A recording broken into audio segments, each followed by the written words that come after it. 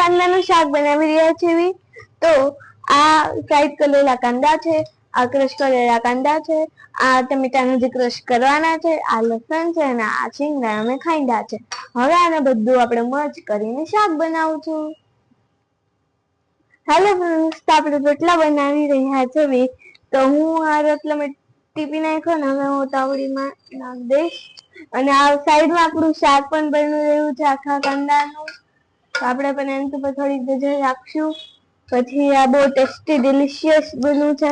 તો આ એક રોટલો બની જશે તો આપણે હવે માખણથી ચોપડી દેવું. તો આ છે આપણો રોટલો અને આને આપણે ચોપડશું. મૂકશું માખણનો લોંદો.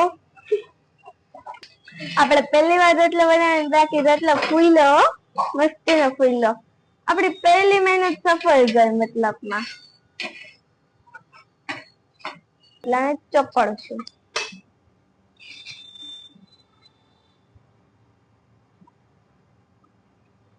તો આપણે હવે પહેલા આની કોળ કાઢી નાખશું, પછી આમાં નાખશું માખણ અને પછી એનાથી ચોપડી દઈશું. વરસાદની દેશી મોજ લેવાની છે. રોટલો, આખા કાંદાનું શાક, કાંદા, મરચું, અડદનો પાપડ ને છાશ. હાલો હું તમને ટેસ્ટ કરીને બતાવું કેવું બન્યું છે. એક નંબર બાકી.